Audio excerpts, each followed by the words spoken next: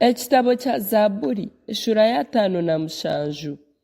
Okwesiga Mukama omukabi koona tutari kubanganisa. Aha mukuru w'abeshongozi ahirako eririkwetwa otahwerekyereza.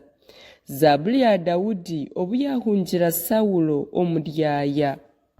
Nsaasira ayi Ruhanga onsaasire ahakuba amagara ganje niwe gahungiraho.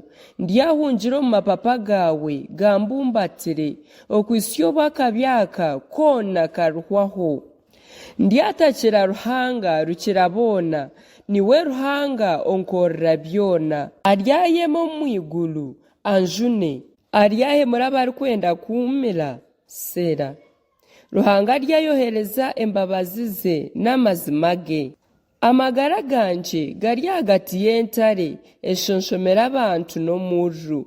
Amaino gaabo n'amacumu n'emyambi, kandi endimi zaabo nizarurara z'obwogi. Oteebwe ahaiguru okukira iguru ayi Ruhanga, ekitiinisa kyawe kiba ahaiguru y'ensi yoona. Bategire ebigyere byanje omutego, omutima gwanje gucuramiriirwe. Batimbire obusya ahu ndi kuraba, konka ababani bo babugwamu Sera.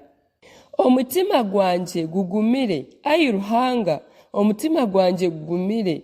Ndyayeshongora, ego ndyayeshongora ebyokuhimbisa. Sisimuka iwe magara ganje, sisimuka iwe nanga n'endingiri. Nanyaha bwanje ninja kusisimuka kare munonga. Ayi Mukama, ndyakusiima omu bantu, ndyayeshongora ebyokuhimbisa omu mahanga. Ahakuba embabazi zawe ni nyingi, nizihika omu iguru, n'okwesigwa kwawe kuhika omu bicu. Oteebwe ahaiguru okukira iguru ayi Ruhanga, ekitiinisa kyawe kiba ahaiguru y'ensi yoona.